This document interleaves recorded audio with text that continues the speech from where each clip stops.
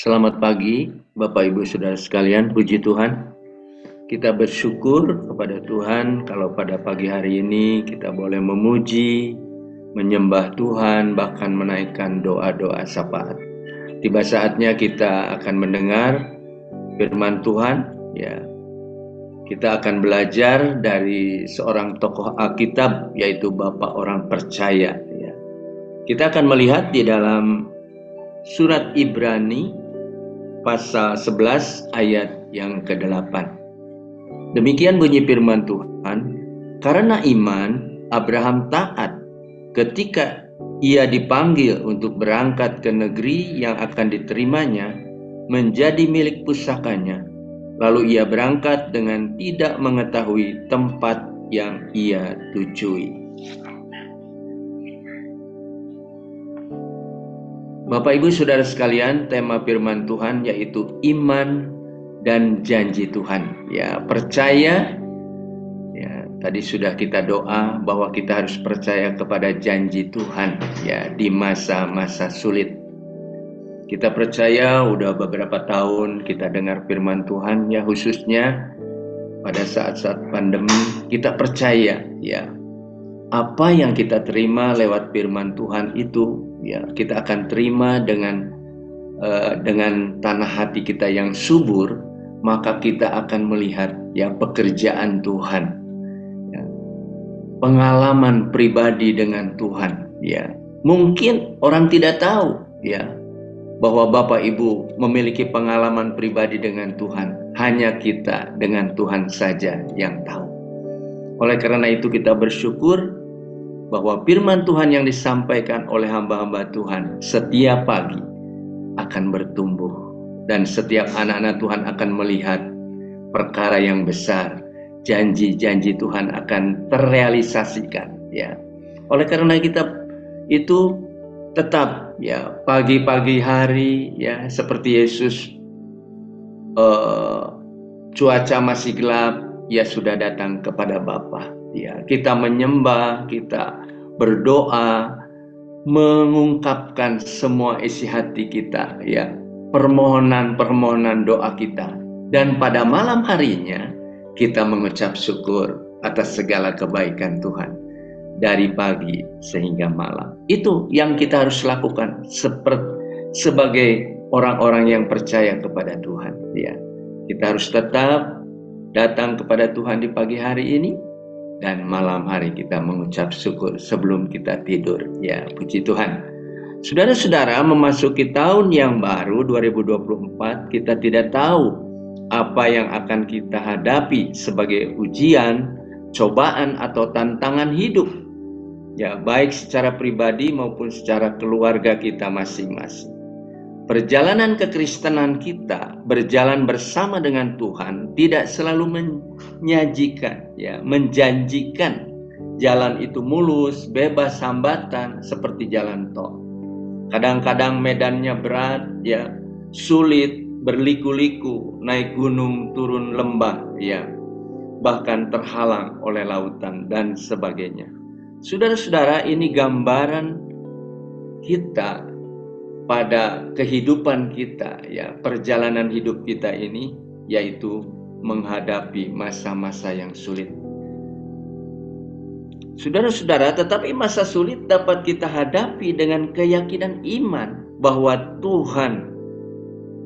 Tuhan memiliki rencana yang lebih besar. Ya, aku punya Tuhan yang besar. Ya, kita harus mempunyai keyakinan bahwa aku punya Tuhan yang hebat, yang dahsyat. Walaupun sulit dipahami pada saat itu, justru sebagai orang percaya harus memahami bahwa Tuhan turut bekerja untuk mendatangkan kebaikan. Ya. Oleh karena itu tidak asing lagi di dalam surat Roma 8 ayat 28, ya, ini berulang-ulang kali. Oleh karena itu ada kitab ulangan. Ya. Jadi firman Tuhan itu hidup. Ya, berulang-ulang kita ungkapkan supaya kita dapat mememori, ya, tidak lupa akan janji-janji Tuhan. Saudara-saudara, Roma 8 ayat 28 kita tahu sekarang bahwa Allah turut bekerja di dalam segala sesuatu untuk mendatangkan kebaikan bagi mereka yang mengasihi Dia, yaitu bagi mereka yang terpanggil sesuai dengan rencana Allah. Percaya kepada janji Tuhan dapat memberikan kekuatan yang baru. Saudara-saudara, ya, percaya pada Tuhan di masa sulit adalah suatu bentuk keyakinan atau iman yang dapat memberikan ketenangan dan harapan yang pasti karena kita punya Tuhan yang besar. Puji Tuhan. Nah, bagaimana kita dapat teguh berpegang kepada janji Tuhan dalam situasi dan kondisi yang tampaknya jauh dari kebaikan? Ada 3 hal yang dapat kita pelajari bersama. Yang pertama, saudara-saudara, bahwa Tuhan tidak lalai menepati janjinya. Ya, ingat ada 3 hal, bahwa yang pertama bahwa Tuhan tidak lalai menepati janjinya. Itu yang terdapat di dalam 2 Petrus 3 ayat 9. Tuhan tidak lalai menepati janjinya, sekalipun ada orang yang menganggapnya sebagai kelalaian, tetapi Ia sabar terhadap kamu, karena Ia mengerti supaya jangan ada yang binasa, melainkan supaya semua orang berbalik dan bertobat. Saudara-saudara, Petrus mengatakan bahwa Tuhan tidak pernah lalai terhadap janji, semua janji. Ya, Tuhan tidak pernah ingkar janji, sekalipun ada orang yang menganggap bahwa janji Tuhan itu lambat. Ya.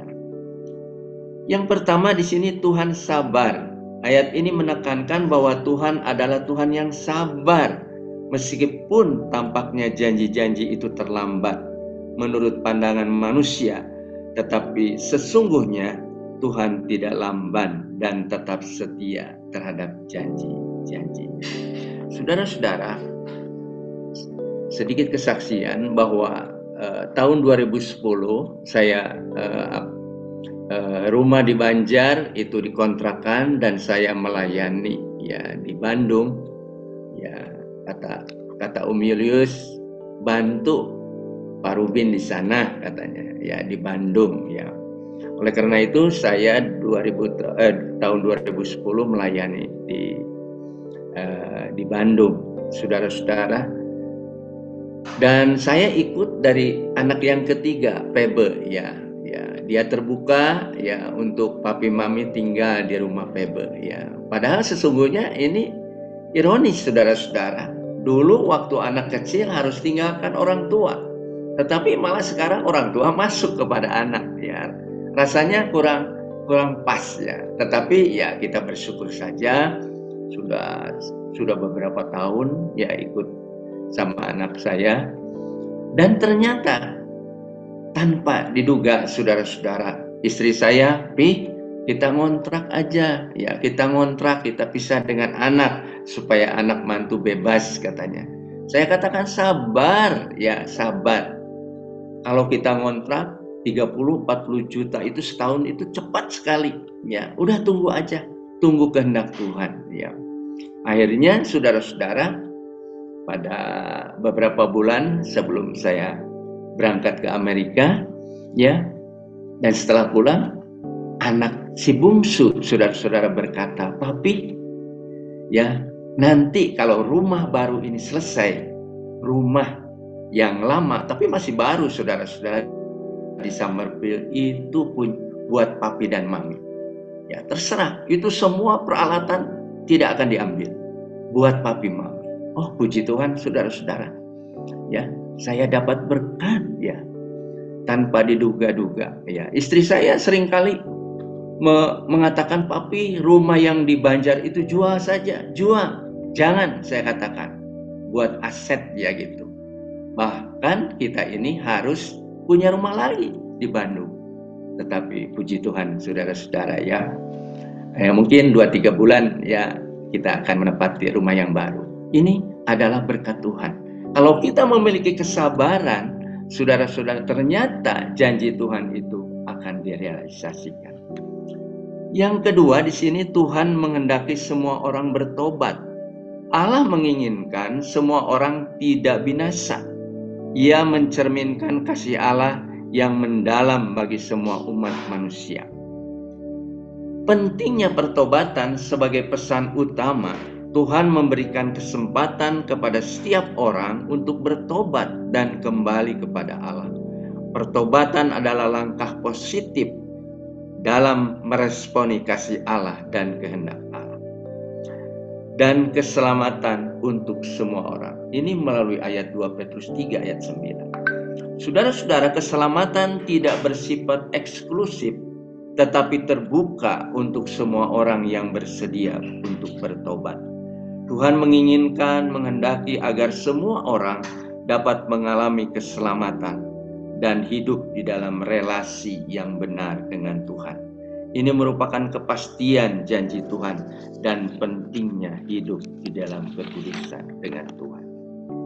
Di dalam Alkitab tidak ada satupun janji Tuhan yang tidak direalisasikan, tidak ditepati, tidak digenapi. Semua digenapi. Bahwa setelah ribuan tahun Tuhan masih ingat apa yang Ia janjikan dan caranya menepatinya, semuanya itu amatlah luar biasa. Percayalah, imanilah bahwa Tuhan sanggup dan selalu memenuhi janji-janjinya. Karena itu adalah suatu karakter Tuhan Yesus sendiri. Kitab Yosua 21 ayat 45. Dari segala yang baik yang dijanjikan Tuhan kepada kaum Israel, tidak ada yang tidak dipenuhi. Ya, semuanya terpenuhi, semuanya direalisasikan, semuanya digenapi. Ya, ini janji Tuhan, Bapak Ibu, bahwa janji Tuhan itu iya dan amin. Di dalam kitab Bilangan 23 ayat 19, ini pernyataan Allah sendiri. Bahwa Allah bukanlah manusia sehingga Ia berdusta, bukan anak manusia sehingga Ia menyesal. Masakan Ia berfirman dan tidak melakukannya, atau berbicara dan tidak menepatinya? Ayat ini memberikan keyakinan bahwa Allah setia di dalam memenuhi janji-janjinya kepada umatnya atau kepada Bapak Ibu Saudara semua. Yang kedua, yaitu berjalan dengan iman kepada Kristus. Mudah bagi kita untuk percaya kepada janji Allah jika harapan kita lekas terkabul atau doa-doa kita dijawab Tuhan, atau hidup sedang baik-baik saja. Namun saudara-saudara, apa yang harus kita lakukan agar mampu berpegang pada janji Allah dan berjalan dengan iman dalam situasi sulit, ya. Oleh karena itu Ibrani 11 ayat 6 katakan, tetapi tanpa iman tidak mungkin orang berkenan kepada Allah. Sebab barang siapa berpaling kepada Allah, ia harus percaya bahwa Allah ada dan bahwa Allah memberikan upah kepada orang yang sungguh-sungguh mencari Dia. Hidup kita sebagai orang percaya harus hidup yang dipimpin oleh iman. Ya, iman, melangkah dengan iman akan menuju di dalam kesempurnaan. Meskipun kita tidak tahu seperti apa masa depan kita, tetaplah berjalan dengan iman, tetaplah berjalan bersama dengan Tuhan. Yang terakhir, yang ketiga di sini adalah hiduplah seolah-olah telah menerima janji Tuhan. Saudara-saudara, seperti di dalam Markus 11 ayat 24, seperti apa yang kita doakan seolah-olah sudah kita terima. Ya, doa-doa kita, permohonan kita seolah-olah sudah kita terima. Demikian pun dengan janji Allah. Apa yang telah dijanjikan Tuhan, ya, bahwa engkau akan menjadi kepala, bukan menjadi ekor. Engkau akan diberkati, anak cucu orang benar akan perkasa di muka bumi, ya. Bahwa namamu tertulis di dalam buku Al-Hayat di surga. Ini merupakan janji-janji Tuhan yang seolah-olah sudah kita terima. Ya. Saudara-saudara, setelah melalui ujian iman, yang pertama yaitu Abraham menantikan keturunan sudah Tuhan genapi. Yang kedua, Tuhan kembali mencobai atau menguji Abraham. Tidak tanggung-tanggung apa yang ia pinta ya dari Tuhan, yaitu seorang anak, Ishak namanya. Ya, diminta lagi oleh Tuhan untuk mempersembahkan anaknya yang tunggal itu. Ya, di dalam Kejadian 22 ayat 1 dan 2, setelah semuanya itu Allah mencobai Abraham, ia berfirman kepadanya, Abraham, lalu sahutnya, ya Tuhan, firman-Nya, ambillah anakmu yang tunggal itu, yang engkau kasihi, yaitu Ishak. Pergilah ke tanah Moria dan persembahkanlah dia di sana sebagai korban bakaran pada salah satu gunung yang akan kukatakan kepadamu. Saudara-saudara, bayangkan buah hati yang sudah ditunggu-tunggu sekian lama, ya selama 25 tahun harus kembali diserahkan kepada Tuhan. Namun sekali lagi Abraham tidak ragu-ragu ya akan janji Tuhan. Tidak ragu-ragu Abraham melakukannya apa yang difirmankan oleh Tuhan. Dan Allah menghargai iman Abraham, yaitu di dalam Kejadian 22 ayat 12. Lalu ia berfirman, janganlah bunuh anak itu dan janganlah kau apa-apakan dia, sebab telah kuketahui sekarang bahwa engkau takut akan Allah dan engkau tidak segan-segan untuk menyerahkan anakmu yang tunggal kepadaku. Saudara-saudara, ketika kita sudah menerima janji Tuhan seperti Abraham, lalu diminta kembali oleh Tuhan, bagaimana reaksi kita? Ya. Bagaimana respon kita? Apakah kita akan marah kepada Tuhan atau menolak untuk diserahkan kembali kepada Tuhan? Abraham tidak marah kepada Tuhan. Abraham tidak takut kehilangan Ishak kembali. Di sini kita bisa melihat iman Abraham, bahwa Abraham sangat percaya bahwa Allah berkuasa penuh, terus beriman dan berpegang kepada janji Tuhan. Ya. Saudara-saudara, oleh karena itu kesimpulan pagi hari ini yang dapat kita ambil atau kita pelajari bersama, yang pertama, bahwa Tuhan tidak lalai menepati janjinya. Yang kedua, kita sebagai anak Tuhan harus berjalan dengan iman kepada Kristus. Yang ketiga, hiduplah seolah-olah telah menerima janji itu, sekalipun kita belum menerimanya. Kita tetap percaya Tuhan pasti menepati janjinya. Kiranya Tuhan memberkati kita semua.